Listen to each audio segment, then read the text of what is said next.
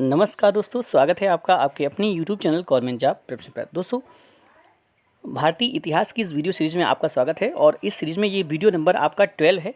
इससे पहले मैंने हिस्ट्री की इंडियन हिस्ट्री के ऑलरेडी 11 वीडियोस प्रोवाइड कर दिए हैं, तो अगर आप वो नहीं देखें तो देख सकते हैं, क्योंकि वो यूपी SSC पीटी के एग्जाम्स के लिए या ऐसे किसी भी एग्जाम्स के लिए जिसमें हिस्ट्री पूछा जाता है, सबके लिए बहुत ही ज़्यादा इंपॉर्टेंट है।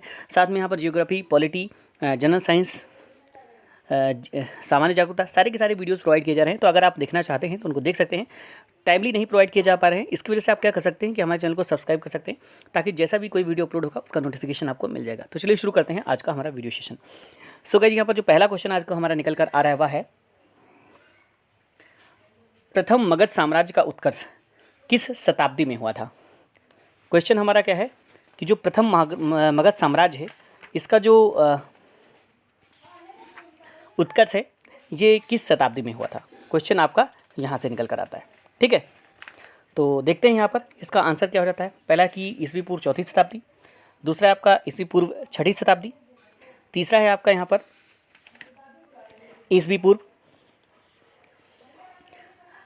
2वीं शताब्दी और चौथा है ईस्वी पूर्व 1ली शताब्दी। तो इसका दोस्तों जो आंसर सही हो जाएगा तो ये हुआ था ऑप्शन नंबर बी, यानी कि ईस्वी पूर्व 6वीं शताब्दी। ऑप्शन बी यहाँ पर सही आंसर हो जाता है। जो प्रथम मगध साम्राज्य का जो उत्कर्ष है ये ईस्वी पूर्व 6वीं शताब्दी में हुआ था, और इस साम्राज्य की जो महत्ता है, इसका जो वास्तविक संस्थापक था वो राजा बिम्बिसार था, जिसका जो शासनकाल रहा ये लगभग 544 ईस्वी से लेकर 492 ईस्वी पूर्व तक था, और ये जो है हर एक कुल से संबंधित था, ठीक है। आगे बढ़ते हैं, नेक्स्ट क्वेश्चन देखते हैं। हमारा अगला क्वेश्चन है, निम्नलिखित में से कौन सा एक ईसा पूर्व 6वीं शताब्दी में प्रारंभ में भारत का सर्वाधिक शक्तिशाली नगर राज्य था, ठीक है। तो दोस्तों यहाँ पर बता दूं कि ईसा पूर्व 6वीं शताब्दी की अगर हम बात करें तो प्रारंभ में जो काशी था ये भारत का सर्वाधिक शक्तिशाली नगर राज्य हुआ करता था, और कई जातकों में इसके समकालीन शहरों की अपेक्षा इसकी समृद्धि एवं संपन्नता का साक्ष्य मिलता है। काशी की कौशल, अंग और मगध के साथ लंबी प्रतिद्वंदिता थी। इसमें सर्वोच्चता के लिए लंबा संघर्ष भी चलता रहता था। तो इस तरह से आंसर आपका यहाँ पर हो जाएगा काशी। ऑप्शन नंबर सी आपका सही आंसर यहाँ पर निकल कर आ जाता है। आगे देखते हैं नेक्स्ट क्वेश्चन, प्रारंभिक गणतंत्र में कौन सा सही नहीं था। तो दोस्तों यहाँ पर बता दूं कि बुद्ध काल में गंगा घाटी में कई गणराज्यों के अस्तित्व के प्रमाण मिलते हैं, और इनमें से जो प्रमाण मिलते हैं वो इस प्रकार हैं। कुछ मैं नाम बता देता हूँ आपको। पहला है कपिलवस्तु के शाक्य, और दूसरा यहाँ पर अगर देखें तो सुमारगिरी के भग्न, तीसरा है अलकल्प के बुली, केसपुत्र के कालाम, राम गाम के कोली, कुशीनारा के मल्ल, पावा के मल्ल, और पिप्पलीवन के मौर्य, वैशाली के लिच्छवी और मिथिला के विदेह। तो ये कुछ ऐसे गणराज्य हैं जो कि इनके अस्तित्व में आने के प्रमाण मिलते हैं बुद्ध काल में गंगा घाटी में, ठीक है। तो यहाँ पर क्वेश्चन पूछा गया कि प्रारंभिक गणतंत्र में कौन सा नहीं था, तो आंसर हो जाएगा जिन्हें मैंने नाम बताए। इसमें आपका लिच्छवी भी आता है, साकी भी आता है, लेकिन यहाँ पर जो दिया गया है योधेय, ये आपका नहीं है। तो इस तरह से आंसर नंबर सी आपका सही आंसर हो जाता है। नेक्स्ट क्वेश्चन देखते हैं, ईस्वी पूर्व 6वीं सदी में विश्व की प्रथम गणतंत्रात्मक व्यवस्था कहाँ थी। तो इसका जो क्वेश्चन पूछा गया है कि ईसा पूर्व 6वीं शताब्दी में विश्व की प्रथम गणतंत्रात्मक व्यवस्था कहाँ थी, ठीक है। तो दोस्तों यहाँ पर बता दूं कि जो वैशाली के लिच्छवी थे, इन्होंने विश्व का पहला गणतंत्र स्थापित किया था, और वैशाली बुद्ध काल का सबसे बड़ा तथा शक्तिशाली गणराज्य हुआ करता था, और लिच्छवी वज्जी संघ में सर्वप्रमुख थे। तो इस तरह से आंसर आपका यहाँ पर हो जाएगा वैशाली। ऑप्शन नंबर ए आपका यहाँ पर राइट आंसर हो जाता है। आगे देखते हैं, नेक्स्ट क्वेश्चन है, निम्न में से कौन सा युग्म उपयुक्त जोड़ी है। तो दोस्तों यहाँ पर बता दूं, राजा चेतक जो थे ये लिच्छवी गणराज्य के राजा थे, और इनकी पुत्री चेलना का जो विवाह है ये मगध नरेश बिम्बिसार से हुआ था, और लिच्छवी वज्जी संघ के प्रधान वंशों में से एक था। तो इस तरह से कौन सी उपयुक्त जोड़ी है, तो इसका आंसर हो जाएगा चेतक और लिच्छवी। Option number D.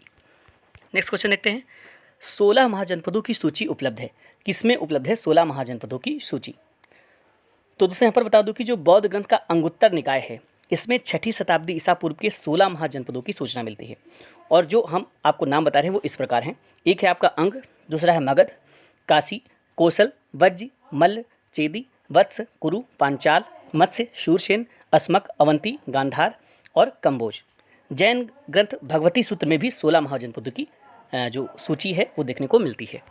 आगे बढ़ते हैं, निम्नलिखित में से किन ग्रंथों में प्राचीन भारत के 16 महाजनपदों यानी कि षोडश महाजनपद की सूची मिलती है। नीचे दिए गए कोड को सही उत्तर का चयन कीजिए।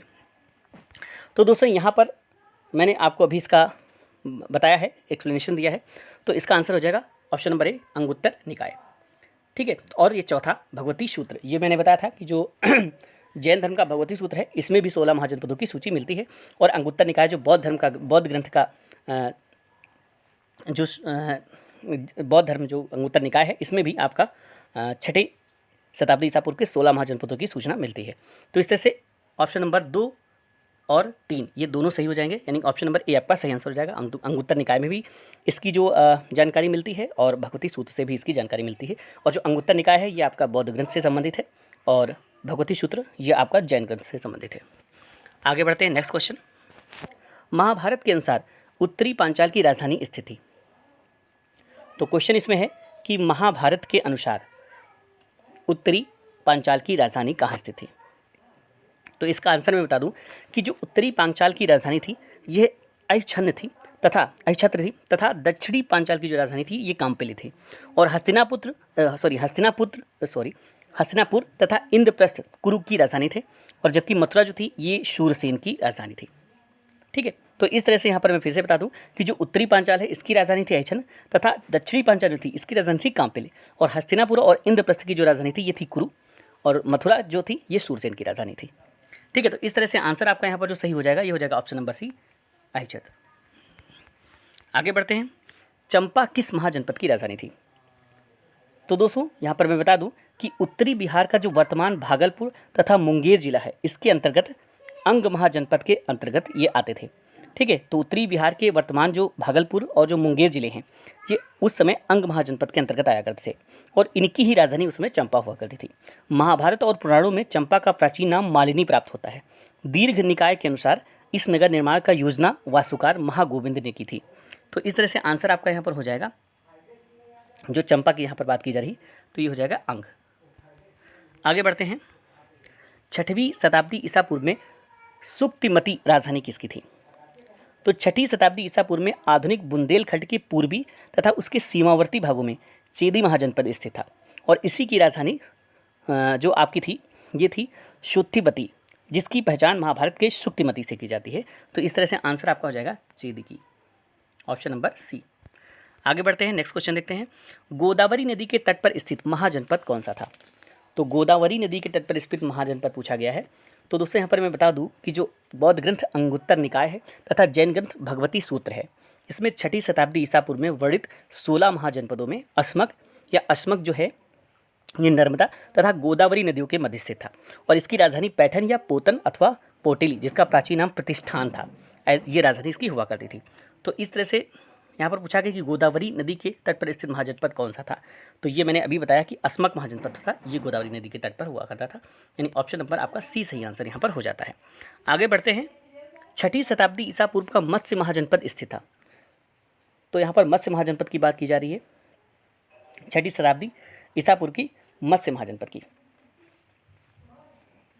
तो यहाँ पर बता दूं कि फिर से वही बात जो यहाँ पर अंगुत्तर निकाय और जो जैन धर्म का भगवती सूत्र है इसमें कि 16 महाजनपदों की सूचना मिलती है, परंतु दोनों ग्रंथों में इसके नामों में कुछ भिन्नताएं दिखाई पड़ती हैं। ठीक है, 6ठी शताब्दी ईसा पूर्व जो मत्स्य जनपद था ये राजस्थान के जयपुर क्षेत्र में स्थित था, और इसकी राजधानी विराटनगर थी। तो इस तरह से यहाँ पर बता दूं तो राजस्थान के जयपुर में स्थित था, ऑप्शन नंबर बी आपका सही आंसर हो जाता है। नेक्स्ट क्वेश्चन है कि मगध की राजधानी कौन सी थी। तो दोस्तों अगर हम पुराणों के अनुसार देखना चाहें तो जो मगध थे इस पर शासन करने वाला पहला राजवंश जो था ये था बृहद्रथ वंश, और इस वंश के पहले राजा थे बृहद्रथ का पुत्र जरासंध था, जिसने गिरिवज्र यानी कि राजगृह को अपनी राजधानी बनाया। और अगर हम बौद्ध ग्रंथों के अनुसार बात करें तो मगध का जो प्रथम प्रतापी शासक था वो था बिम्बिसार। यह हर्यक वंश से संबंधित था, और इसकी मृत्यु 492 ईस्वी पूर्व में हुई थी। और इसके पश्चात अजातशत्रु जो था ये मगध का शासक हुआ, और अजातशत्रु का पुत्र उदयन जो था इसने अपनी राजधानी राजगृह से पाटलिपुत्र स्थानांतरित कर दी थी। तो इस तरह से इसका जो आंसर हो जाएगा ये हो जाएगा ऑप्शन नंबर सी, गिरिव्रज यानी कि राजगृह। आगे बढ़ते हैं, नेक्स्ट क्वेश्चन है, निम्नलिखित में से कौन एक मगध साम्राज्य की राजधानी नहीं रहा। तो दोस्तों यहाँ पर बता दूं कि जो गिरिव्रज या राजगृह और पाटलिपुत्र ये प्राचीन काल में क्रमशः मगध साम्राज्य की राजधानी रहे थे, जबकि जो कौशाम्बी है इस पर जो है वत्स राज्य का शासन था और हर्यक वंश के शासन के दौरान मगध की राजधानी राजगृह से पाटलिपुत्र लाई गई थी। तो इस तरह से आंसर आपका यहाँ पर हो जाएगा ऑप्शन नंबर डी यानी कि कौशाम्बी।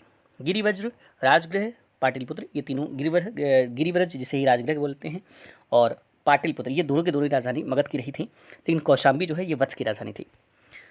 आगे बढ़ते हैं। प्राचीन श्रावस्ती का नगर विन्यास किस आकृति का है? तो दोस्तों यहाँ पर बता दूं कि जो प्राचीन श्रावस्ती का पहचान है ये अलेक्जेंडर कनिंघम ने 1861 ईस्वी में उत्तर प्रदेश के गोंडा के निकट सहेत महत वर्तमान श्रावस्ती नामक स्थान से की थी। उत्खननों के आधार पर ज्ञात ये हुआ था कि प्राचीन श्रावस्ती का नगर विन्यास जो है ये अर्धचंद्राकार था। तो इस तरह से आंसर आपका हो जाएगा अर्धचंद्राकार। आगे बढ़ते हैं। मगध के किस प्रारंभिक शासक ने राज्यारोहण के लिए अपने पिता की हत्या की एवं स्वयं इसी कारणवश अपने पुत्र द्वारा मारा गया था? तो आंसर यहाँ पर मैं बता दूं कि जो मगध के शासक थे अजातशत्रु, जिनका शासनकाल रहा 492 ईस्वी से लेकर 460 ईस्वी पूर्व तक, इन्होंने अपने पिता हर्यक वंश के संस्थापक बिंबिसार की हत्या कर राजगद्दी पर ये बैठे थे और इनकी जो हत्या है इनके पुत्र उदयन ने की, जो कि कौशाम्बी के वत्स राजा उदयन से भिन्न ने कर दी थी। तो ये उदयन यहाँ पर दूसरी बात की जा रही है, जो कि कौशाम्बी के वत्स राजा उदयन हैं उनसे भिन्न, ये उदयन है वो उदयन है। ठीक है, आगे बढ़ते हैं। मालवा क्षेत्र पर मगध की सत्ता का विस्तार निम्न में से किसके शासनकाल में हुआ था? ठीक है, तो पुराणों के अनुसार अगर हम देखें तो मगध नरेश शिशुनाग ने अवंती नरेश प्रद्योत को पराजित कर अवंती यानी कि मालवा को मगध का साम्राज्य में मिला लिया था। तो इस तरह से आंसर आपका हो जाएगा ऑप्शन नंबर डी शिशुनाग। अगला क्वेश्चन देखते हैं। मगध में नंद वंश का संस्थापक कौन था? तो मगध पर शिशुनाग वंश के पश्चात नंद वंश का वर्चस्व स्थापित हुआ और नंद वंश के जो संस्थापक थे ये महापद्मनंद अथवा उग्रसेन थे। पुराणों में महापद्मनंद को सर्वछत्रांतक और अपरोपरशुराम कहा जाता है। ठीक है, तो इस तरह से आंसर हो जाएगा महापद्मनंद। आगे बढ़ते हैं। अगला क्वेश्चन देखते हैं। नंद वंश के पश्चात मगध पर किस राजवंश ने शासन किया? तो दोस्तों नंद वंश की जो स्थापना है ये शिशुनाग वंश का अंत करके की गई थी और नंद वंश में कुल 9 राजा हुए थे। नंद वंश के अंतिम काल में जनता से बलपूर्वक धन वसूलने तथा छोटी छोटी वस्तुओं पर भारी कर लगाने के कारण जनता शासकों के विरुद्ध हो गई और चारों ओर घृणा एवं असंतोष का वातावरण व्याप्त हो गया। इसी का लाभ उठाकर चंद्रगुप्त मौर्य ने चाणक्य के सहयोग से धनानंद की हत्या कर नंद वंश का अंत कर दिया और इस प्रकार नंद वंश के पश्चात मगध पर मौर्य वंश का शासन स्थापित हुआ। ठीक है, तो इस तरह से आंसर आपका हो जाएगा ऑप्शन नंबर ए मौर्य वंश। नेक्स्ट क्वेश्चन देखते हैं। राजा नंद का उल्लेख करने वाला अभिलेखी प्रमाण कौन सा है? तो दोस्तों यहाँ पर बता दूं जो कलिंग के चेदी वंश के सबसे प्रतापी शासक खारवेल थे और इनके विषय में जानकारी का प्रमुख स्रोत इनका हाथी गुम्फा अभिलेख है। नंदवंशी शासक महापद्मनंद द्वारा कलिंग में नहर खुदवाए जाने का उल्लेख इस ही अभिलेख से प्राप्त होता है, अर्थात ये नहरों की जानकारी देने वाला प्रथम अभिलेखीय साक्ष्य है। तो इस तरह से आंसर हो जाएगा खारवेल का हाथी गुम्फा अभिलेख। ऑप्शन नंबर ए आपका सही आंसर हो जाता है। आगे बढ़ते हैं। निम्नलिखित मगध राजवंशों को कालक्रमानुसार व्यवस्थित कीजिए। तो यहाँ पर कालक्रम के अनुसार व्यवस्थित करना है। तो यहाँ पर बता दूं कि सबसे पहले यहाँ पर जो व्यवस्थित होगा तो ये आएगा आपका हर्यक वंश जो कि 544 से 412 ईस्वी पूर्व तक रहा। फिर आता है नंद वंश जो कि 344 से 323 ईस्वी पूर्व तक रहा। फिर मौर्य वंश जो कि 323 ईस्वी पूर्व से 184 ईस्वी पूर्व तक रहा। फिर आता है शुंग वंश जो कि 184 से 75 ईस्वी पूर्व तक रहा। ठीक है, तो इस तरह से इसमें जो आंसर आपका सही हो जाएगा ये हो जाएगा ऑप्शन नंबर बी। आगे बढ़ते हैं। नेक्स्ट क्वेश्चन देखते हैं। मगध का कौन सा सम्राट अपरो परशुराम के नाम से जाना जाता है? तो मैंने अभी आपको बताया था ऑप्शन नंबर डी इसका सही हो जाएगा महापद्मनंद। ठीक है, मगध वंश पर शिशुनाग वंश के पश्चात नंद वंश का वर्चस्व स्थापित हुआ और नंद वंश के जो संस्थापक थे महापद्मनंद अथवा उग्रसेन, इन्हें पुराणों में महापद्मनंद तथा सर्वछत्रांतक और अपरो परशुराम कहा जाता है। आगे बढ़ते हैं। नेक्स्ट क्वेश्चन देखते हैं। निम्न कथनों पर विचार कीजिए। ठीक है, तो यहाँ पर कुछ कथन दिए गए हैं, उन पर विचार करना है।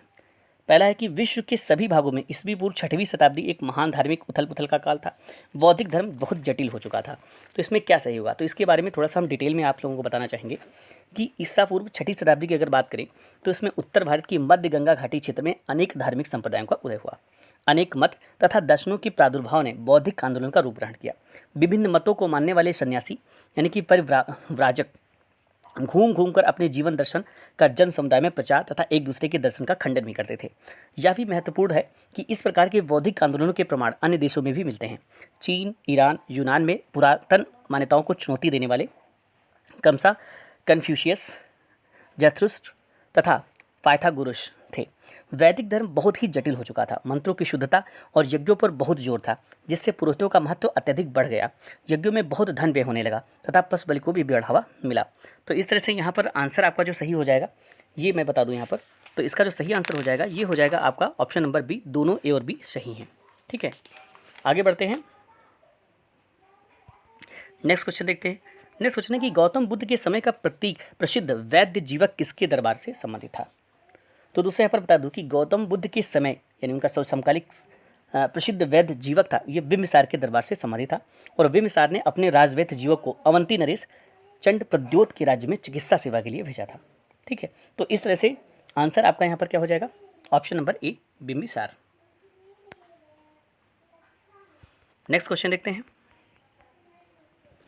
कालपी नगर किस नदी के तट पर स्थित है।